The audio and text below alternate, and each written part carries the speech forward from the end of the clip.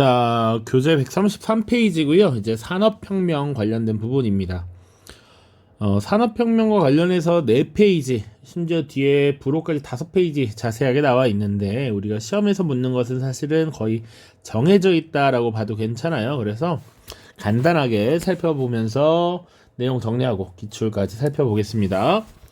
첫 번째로 일단 산업혁명의 배경을 볼 텐데 사실은 여러 가지 요소가 있을 수 있습니다. 산업혁명이라고 하는 게 갑자기 그냥 기계가 발명돼서 그런 것은 아니고 여러 가지 요인이 있었겠죠. 그 중에서 우리가 교과서에서 주로 다루는 것은 일단 16세기로 거슬러 올라갑니다.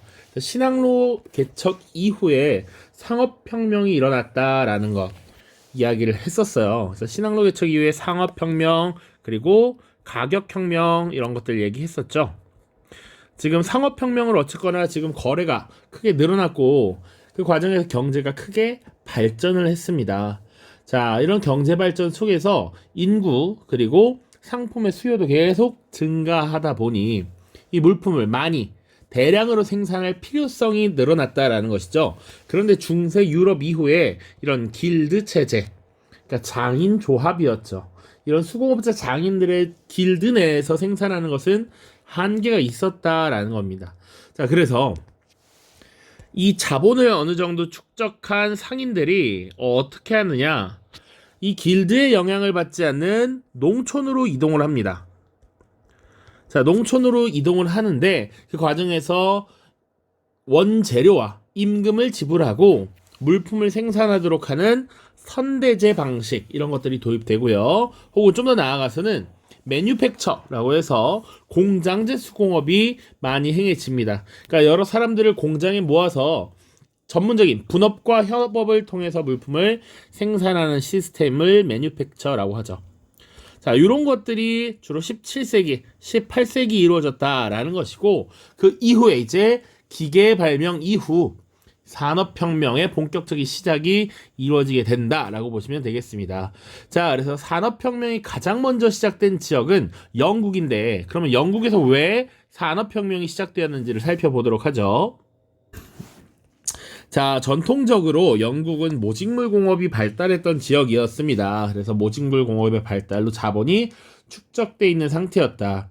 신항로 개척 이후에 영국은 자신들의 강점인 이 모직물 공업을 활용해서 해외에 이 면직물, 모직물을 팔기 위한 이런 모습들을 보입니다. 자, 그리고 영국 내에서 경제 발전이 끊임없이 이루어지면서 인구가 증가했고요. 식민지 쟁탈전에 승리를 하게 되면서 국내뿐만 아니라 각종 해외에 시장이 굉장히 풍부해졌다라는 겁니다.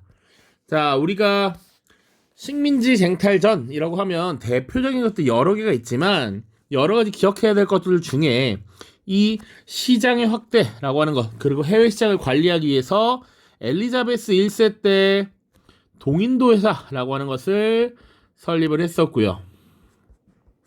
그렇죠? 가장 먼저 네덜란드에서 동인도 회사가 만들어졌고 그 이후에 영국과 프랑스에서도 만들어집니다. 자, 그리고 식민지 쟁탈전 승리라고 하는 것은 정말 많은데 이 18세기 후반 1700년대니까 우리 대표적으로 기억해야 될 것 7년 전쟁이 있죠. 7년 전쟁. 자, 1756년부터 1763년까지 있었던 이 유럽의 작은 세계대전급 전쟁이 있었고요. 이때 영국이 사실상 프랑스를 압도하면서 각종 식민지 쟁탈전에서 승기를 거두게 되죠. 이 시기에 사실은 인도에서 주도권도 얻게 되고요. 북아메리카 지역에서도 주도권을 갖게 됩니다. 자, 아무튼 이렇게 광대한 시장을 확보했고 그렇기 때문에 물품을 많이 생산해서 갖다 팔기만 하는 이런 시스템이었다. 그런 상황이었다.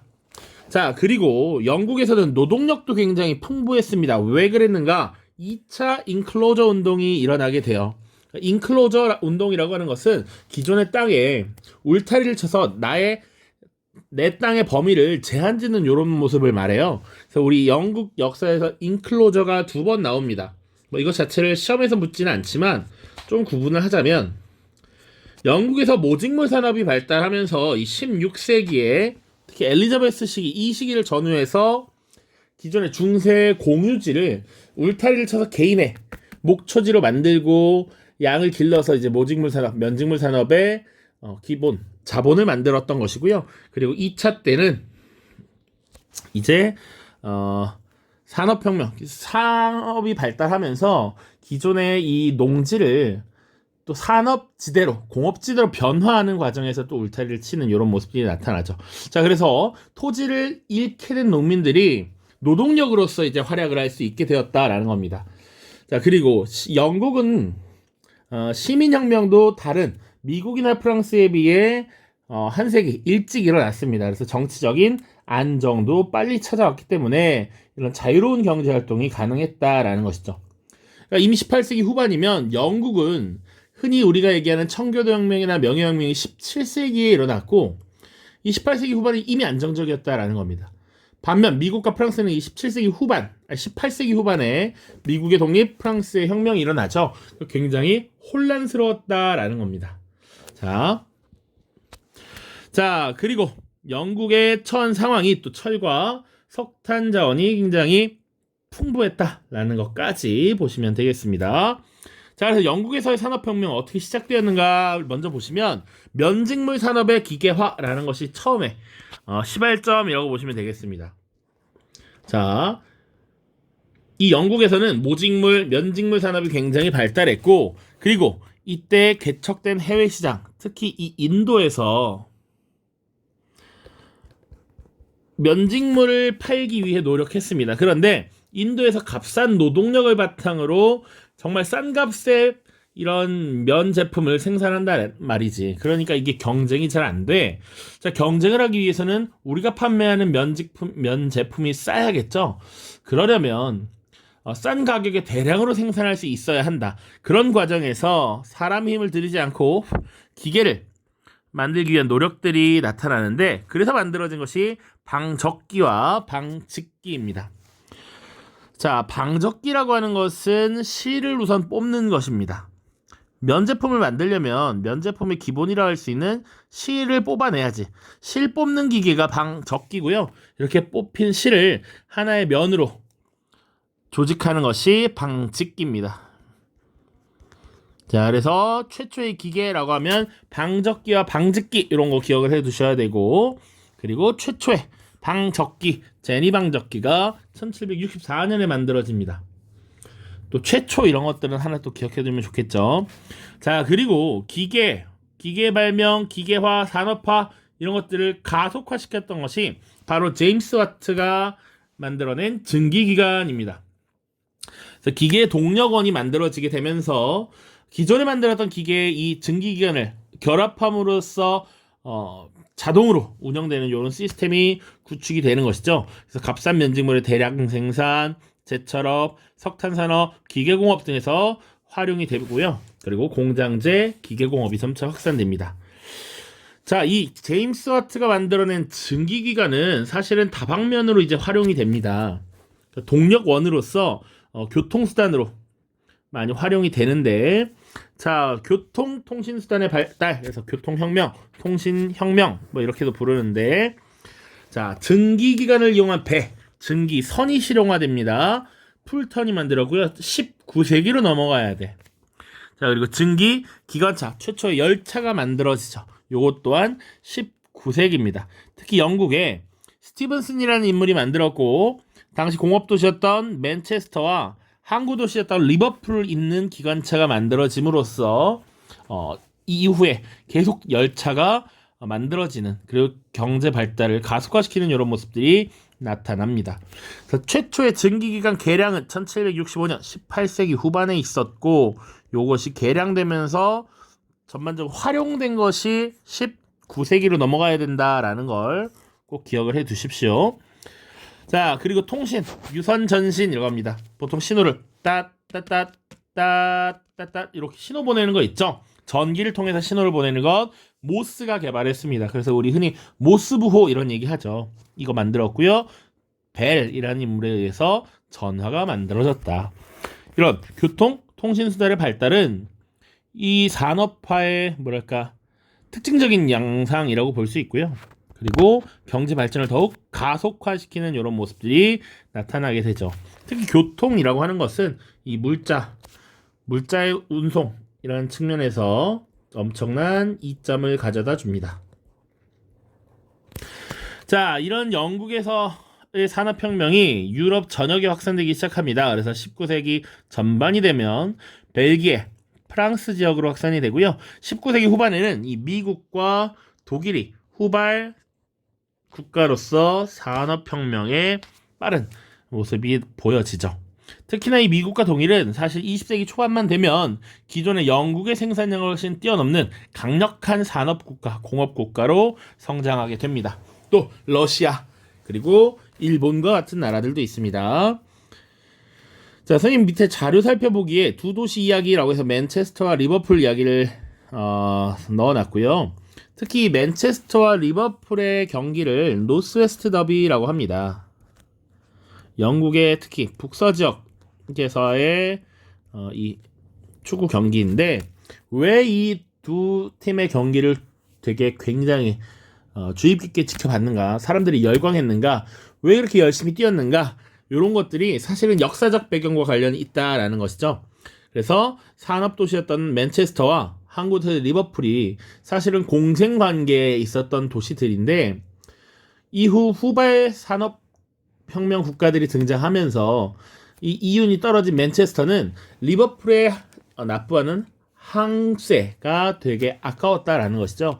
그래서 독자적인 운하를 개발하려 했고, 그래서 리버풀과 적대적인 관계가 되면서 이 축구 경기에서 이렇게 치열한 모습이 나타났다라는 겁니다. 한번 자세히 읽어보시길 바래요. 자, 그 다음입니다. 산업사회 형성과 사회 문제. 자, 산업화라고 하는 거 분명히 우리에게 많은 이점을 가져다 주었습니다.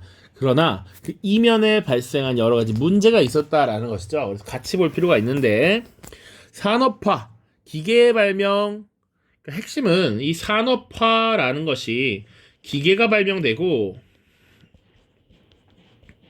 기술의 혁신이 이루어지면서 대량 생산이 가능해졌다라는 것이죠. 자, 그럼 이런 것들이 당연히 어떤 이점을 가져다 줄 수 있느냐 보시면, 당연히 생산성이 늘어나겠죠. 그리고 이게 판매가 잘 되면 국민소득이 자연스럽게 증가할 것입니다. 자, 그리고 이 소득이 증가한 시민들은 더 많은 영양가 있는 음식들을 섭취할 수 있게 되니까 기본적으로는 환경이 개선되고요. 그리고 경제적 안정이 이루어지니까 자연스럽게 자손들을 낳아서 기를 수 있는 여건이 좋아집니다. 그러니까 자연스럽게 인구가 증가하고, 이것은 다시 시장의 확대라는 결과를 이야기하죠. 그래서 이곳이 다시 시장이 확대되면 다시 생산을 많이 만드니까 이것이 선순환되는 구조였다라는 겁니다. 자, 그리고 교통통신수단이 발달하면서 점차 도시화가 진행되죠. 자, 많은 사람들이 기본적으로 이런 유익한 환경들이 많이 있는 도시로 몰려들게 된다. 도시로 인구가 집중되는 이런 모습들이 나타나죠. 자, 그런데 이런 인구 집중 속도가 굉장히 빨랐다라는 겁니다. 그래서 다양한 문제가 발생하는데, 노동 문제와 도시 문제로 좀 나누어서 볼게요. 노동 문제는 저임금 장시간 노동입니다. 자, 기존에 인간들이 직접 수공업으로 물품을 제작할 때는 한계가 있었습니다만, 이제 기계가 물건을 만드니까 기계를 24시간 돌리면 어마어마하게 생산할 수 있다라는 거야. 그게 기본이야. 그리고 사람들은 이 중간에서 이것들을 관리하는 역할을 해야 돼. 그런데 아이러니하게도 이 기계들을 돌리면서 관리를 하려면 사람들도 그만큼 일을 해야 된다라는 것이죠. 그러다 보니까 장시간 노동, 그리고 저임금 노동도 지속된다. 왜 저임금이냐? 물품을 생산하는데 가장 많이 드는 비용 중에 하나가 인건비죠. 그러니까 이 인건비를 낮춰야 물품 가격을 최대한 낮게 형성해서 가격 경쟁력을 확보할 수 있기 때문에 그런 문제들이 많았고, 그리고 상대적으로 임금이 더 적은 여성들 혹은 아동들이 노동에 투입되는 이런 모습들이 나타났다라는 겁니다. 자, 그리고 도시 문제는 인구가 급격하게 집중이 되면서 주택이라든지 위생시설이 부족해서 역으로 건강을 위협하는 모습들도 나타나고 있다. 자, 이런 문제들이 나타나고 있고요. 그래서 이것을 개선하기 위한 여러 움직임이 또 나타난다 라고 이야기를 했습니다. 자, 첫 번째로 노동운동부터 보도록 하죠. 자, 기본적으로 노동자들은 점차 실업하는 인구들이 많아집니다.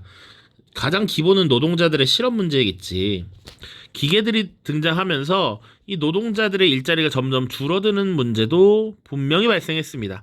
이런 것들이 왜 일어났느냐? 이것은 당연히 기계가 나타났기 때문이야. 그래서 기계를 파괴해야겠다라고 하는 러다이트 운동이 전개됩니다. 물론 이 공장주, 기계들을 운용하는 공장주의 입장을 대변한 정부가 이들을 탄압하는 모습이 굉장히 많이 나타났다. 자, 그리고 노동자들도 스스로 자신들의 권익을 지키기 위해서 노동조합을 결성합니다. 임금 인상이라든지 노동 조건의 개선을 요구하면서 정부의 어떤 입장을 표명하게 된다. 그리고 특히 영국의 경우에 자신들의 입장을 들어주는 정당에 지지를 하는 모습들이 나타나. 이게 어찌 보면 당연한 것이죠. 자신들의 입지를 지지해주는 정당, 노동자들의 입장을 대변하는 정당을 지지하게 돼. 그래서 영국에 지금 보면 노동당이라고 하는 정당이 있죠. 노동자들을 대변하는 이런 모습들이 나타나기도 한다. 자, 그러니까 정부에서는 정부 차원의 대응을 마련하기도 하죠. 공장법이라는 것이 제정됩니다. 1833년이었고요. 장시간 노동을 제한하고 여성과 아동을 보호합니다. 일견 그런 것도 있습니다. 의무교육제도를 마련해서 학생들이 다 일정 연령이 되면 교육을 받도록 해. 그럼 공장에 나갈 수 없다라는 것이죠. 그런 차원에서도 이런 복지제도가 마련된다. 연도도 좀 보시면요. 이 공장법이라고 하는 거, 우리 1차 선거법 개정이 언제 있었냐면 1832년에 있었습니다. 이때 신흥 상공업자들이 참정권을 얻게 됐고, 사실 그 이후에 노동자들의 불만이 있었다라는 것이죠. 그래서 이에 대한 대응으로 나중에 1838년 차티스트 운동이 일어났다라고 얘기했습니다. 그쵸? 자, 그러니까 이 중간에 이런 것들이 나타났다라는 것이지. 공장법 제정, 그러니까 노동자들을 대변할 수 있는 정부의 노력도 있었다. 그럼에도 불구하고 사실은 참정권이라고 하는 고귀한 권리를 획득하기 위해 또 들고 일어났던 것이죠. 자, 차티스트 운동 역시 나와 있죠. 1838년도에 있었던 노동자들이 참정권 획득을 위해서 투쟁을 벌였던 것 이야기하고 있습니다. 그 다음 노동운동 외에 사회주의도 등장합니다. 기존에 나타난 자본주의를 비판하고 자본주의의 문제점을 개선하고 새로운 사회를 만들자라고 했던 겁니다. 사회주의라고 하는 게 우리가 흔히 생각하는 공산주의, 이런 것들이 그냥 사회주의가 아니고, 사회주의는 되게 폭넓은 개념이다. 그 중에 하나가 있는 것이고요. 자, 보겠습니다. 자, 최초에 등장한 사회주의는 이런 모습을 띄었다라는 겁니다. 경쟁 대신에 협동을 내세웠다. 그동안 과도한 경쟁, 생산 경쟁이 오히려 이 사회를 불안하게 만들고 힘들게 만드니까 그러면 안 된다. 경쟁 말고 협동을 내세우면서 우리 이상적인 공동체를 만들자라고 주장을 했던 사람들이고요. 푸리에나 생시몬 같은 프랑스의 인물들이 있고요. 로버트 오원이라고 하는 인물은 실제로 영국 사람인데 영국과 미국의 협동촌을 실제로 건설합니다. 그래서 노동자들의 생존을 위해서 이런저런 복지를 제공하기도 하고요. 일종의 실험을 해봤던 것이죠. 뉴 라나크라고 하는 협동촌을 만들어서 일종의 실험을 했다. 그러나 사실 이런 것들은 지속 가능한 것이 아니었다라는 것이죠. 이것은 어떻게 보면 공장주나 자본가들의 선의에 기대야 하는 것이었기 때문에 이것은 실현되기 어렵다라고 비판을 하면서 등장한 사람들이 과학적 사회주의라고 불리는 사람들입니다. 마르크스와 엥겔스라고 하는 인물이고요. 독일 사람인데 이들은 노동자들의 단결, 그리고 자본가와 노동자 간의 계급 투쟁을 주장했습니다. 그러니까 이 자본가와 공장주 이런 사람들은 뭐냐면 생산시설과 수단을 가지고 있는 사람이고요. 노동자는 그렇지 못한 사람이죠. 그러니까 이 구조는 사실상 생산수단을 가진 사람들이 가지지 못한 사람들을 억누르고 억제하는 이런 모습이야. 그렇기 때문에 이 노동자들이 끊임없이 계급 투쟁을 벌이게 되고, 궁극적으로는 사실 노동자들이 이를 뒤집어 엎고 모두가 평등한 사회가 도래할 것이다, 이렇게 설명을 하거든요. 그래서 이 자본주의 체제의 법칙, 이런 운동 법칙을 과학적으로 설명하려 했고, 계급 투쟁의 결과 결국 자본주의는 소멸될 것이고 평등한 공산주의 사회가 돌아갈 것이다 라고 마르크스와 엥겔스 같은 인물들이 주장을 했죠. 그래서 마르크스, 엥겔스, 과학적 사회주의 이런 것들이 공산주의와 연계가 됩니다. 자, 요 정도로 지금 내용 정리했고요. 교과서의 내용 한번 살펴보겠습니다. 자, 교과서 154쪽이고요. 필요한 부분만 보겠습니다. 본문 내용을 다 읽지 않습니다. 자, 신항로 개척 이후에 이런 수요와 인구의 증가가 산업혁명의 큰 먼 배경이 되었다라는 것이고요. 선대제와 매뉴팩처 이야기도 나와 있습니다. 자, 그리고 이때 자본주의가 발달했지만 아직 수공업 단계에 그쳤고 농업 중심의 사회가 유지되었으나 이후 바뀐다라는 겁니다. 자, 산업혁명이라는 게 그래서 뭐냐? 기계 발명과 기술의 혁신을 일어난 산업상의 대변혁, 그리고 18세기 후반 영국에서 시작되었다라는 것. 그래서 영국에서 왜 산업혁명이 가장 먼저 등장했는지 그 이유도 나와 있습니다. 자, 그리고 공장제 기계공업이 이제 도입되면서 기계를 중심으로 노동자들을 배치하고 노동과정을 중앙에서 효율적으로 관리하는 체제로서 생산성을 향상시키고 대량 생산이 가능해졌다. 그래서 자본주의 경제체제의 발전을 촉진하였다. 이런 얘기들이 있죠. 자, 그래서 동력혁명이라고도 부르는데 제임스 와트가 개량한 증기기관이 여러 분야에서 산업혁명을 유도했다라는 겁니다. 자, 그리고 조금 뒤에 나오겠지만 주요 국가의 공업 생산 비율을 보시면 1820년 19세기 초만 하더라도 영국이 차지하는 비중이 절반이었습니다. 자, 그러나 시기가 지나면 어떻게 되느냐? 영국의 비중은 계속 줄어들고 있어요. 그리고 늘어나는 게 뭐냐? 보시면 여기는 존재하지도 않았던 독일이라고 하는 나라의 비중이 늘어났습니다. 프랑스는 상대적으로 비중이 줄어들었죠?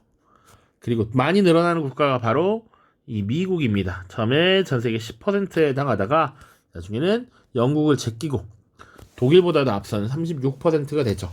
그러니까 최초의 시작은 영국에서 시작되었지만 미국과 독일에서 눈부신 발전이 있었고 나중에 영국을 앞질러가는 이런 모습들이 나타났습니다.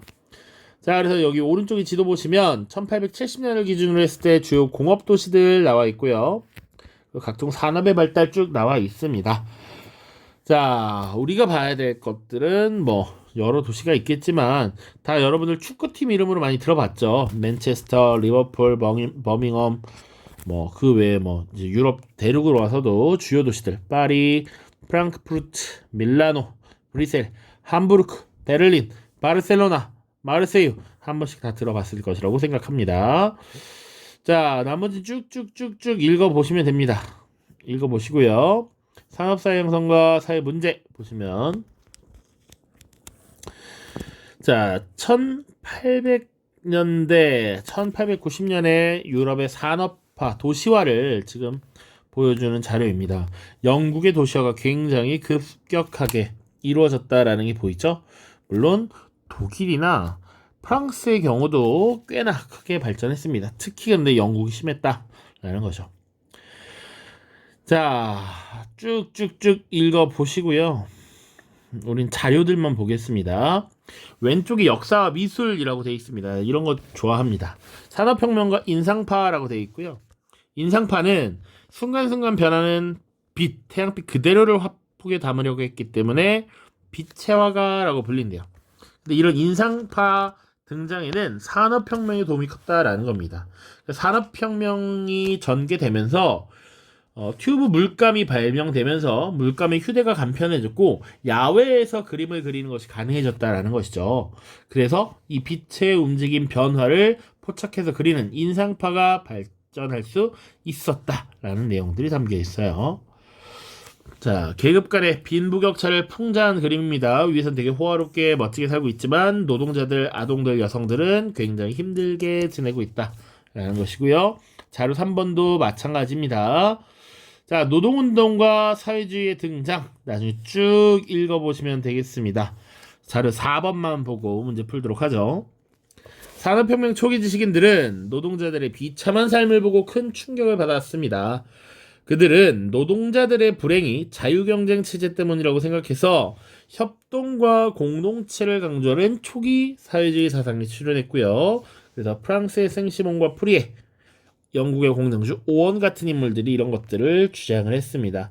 특히 오원은 직접 영국과 미국에 협동촌을 건설해서 일종의 실험을 했다라고 했고요. 한편 독일의 마르크스와 엥겔스는 이런 초기 사회주의자들의 비현실성을 비판하면서 과학적 사회주의를 주창했습니다. 그러니까 역사의 발전이라고 하는 것, 이런 것들은 어느 정도 법칙에 의해서 변화를 하고 있다라는 거야. 그러니까 이 자본주의라고 하는 것도 기본적으로 어떤 단계에 있는 것이고, 자본주의도 결국은 다른 단계로 넘어갈 것인데, 그것이 바로 공산주의로 도달할 것이다 라고 이야기를 했죠. 자본주의 체제 운동 법칙을 과학적으로 해명하려 했고, 계급 투쟁을 통해서 평등한 공산주의 사회가 필연적으로 도래할 것이라고 주장을 했다. 자, 그래서 오원이 직접 운영한 협동촌의 얘기 보시면, 직접 노동시간을 단축하고 노동자 자녀들을 위해서 유치원을 운영하는 등 인도주의에 입각한 새로운 공동체를 건설하고자 했습니다. 그러면 이 사회가 나아질 거라고 생각했는데, 이 바로 왼쪽에 있었던 마르크스 같은 인물은 뭐라고 생각했느냐? 이거 너무 이상적이고 상상에 가까운 일이다. 공장주는, 그리고 자본주의 시스템에서는 사실은 자본의 추구, 이윤의 획득을 목적으로 일하기 때문에 이런 걸 할 수가 없다라는 것이지. 상상 속에서나 가능하다라고 비판을 했습니다. 자, 문제 풀고 마무리하겠습니다. 자, 134페이지에 문제 3개 있는데요. 이게 2020년 수능만 조금 최근이고 나머지는 되게 옛날 문제입니다.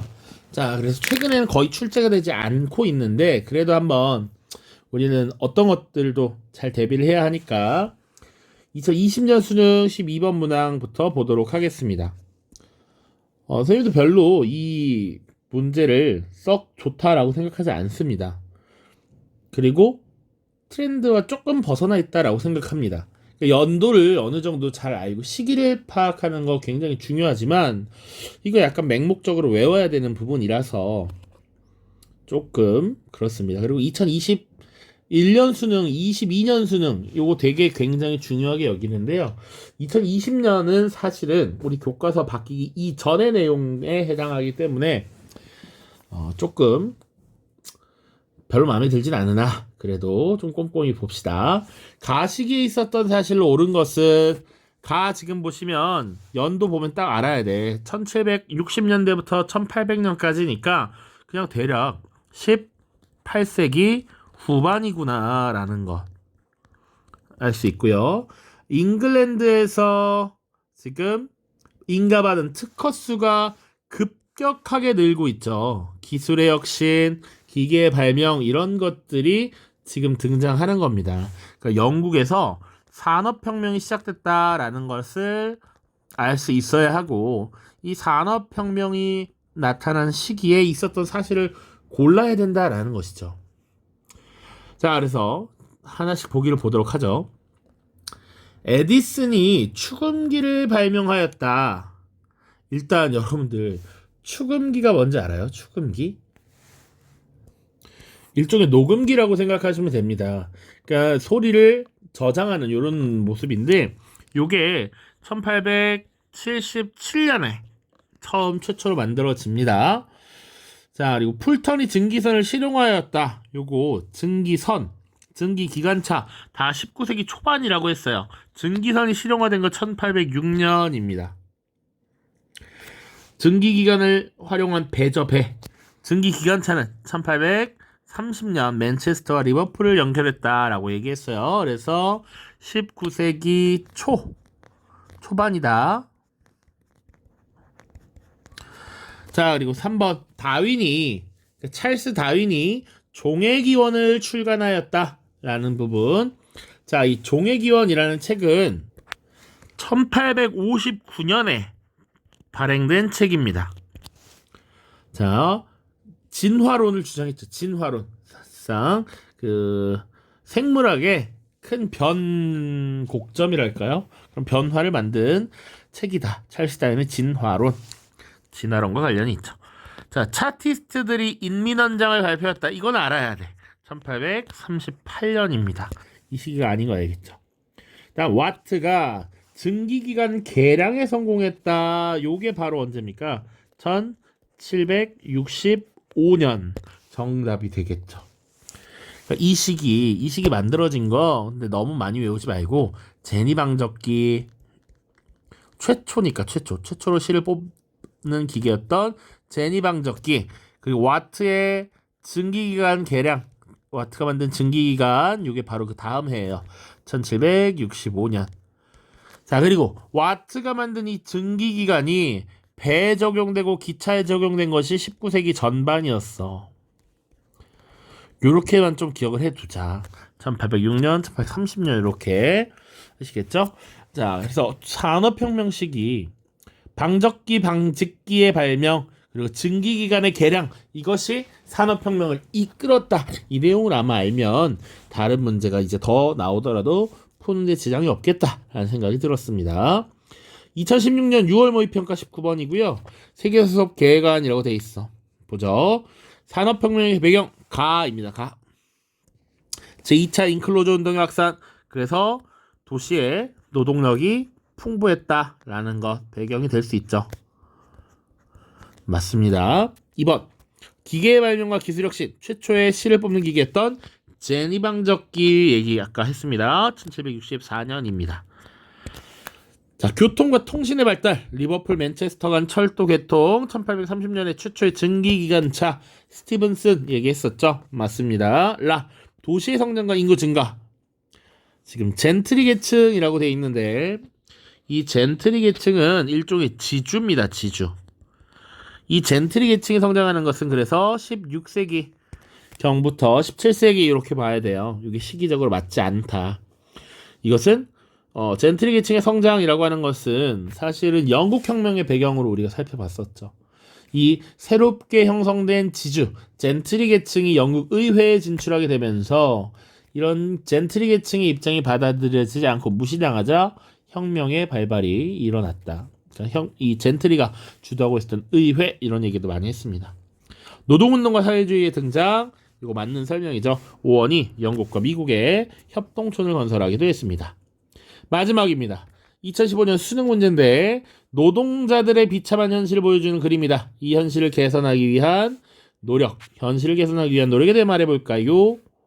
의회가 공물법을 제정하였습니다. 이거 말이 안 됩니다. 공물법을 왜 제정했느냐? 곡물의 가격을 제한하는 조치였어요. 우리가 곡물법 제정 자체는 이야기를 하지 않았고 영국의 자유주의 개혁에서 곡물법과 항해법을 폐기했다 이런 얘기 했었어. 그쵸? 자, 이 곡물법이라고 하는 것이 곡물의 가격을 제한함으로써 사실상 노동자들이 저가로 이 끼니를 해결할 수 있게 만들고 저임금 정책을 유지하기 위함이었어요. 외국과의 교역에서 우위를 점하기 위해서는 상품 가격을 낮게 형성해야 되는데 그러기 위해서는 저임금 정책을 고수해야 했고 그렇기 때문에 곡물 가격을 제한하도록 한 거야. 그렇기 때문에 이것은 노동자들을 위해서라고 하긴 좀 어렵습니다. 이것은 산업 자본가들을 위한 정책이었어요. 2번 5원이 협동촌을 건설하였다. 맞죠? 정부가 공장법 개정을 추진해서 노동 조건을 개선하기 위한 이런 모습들이 나타났습니다. 1833년이었고요. 노동조합을 결성하기도 했고요. 계급 투쟁을 주장했던 사회주의자 맞죠?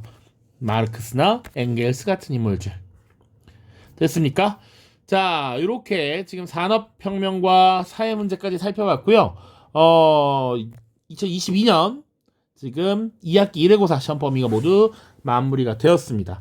이 영상도 좀 더 빨리 올려줬으면 좋았을 텐데 사실은 뭐 세계사 시험이 늦는 관계로 여러분들 이래도 괜찮겠다 싶어서 천천히 했고요. 이제 열심히 또 프린트를 만들어서 2회고사 준비도 열심히 해보도록 하겠습니다. 많은 분량 고생 많았고요. 여러분들 좋은 성과를 거두길 바랍니다. 모두 고생 많았습니다. 안녕.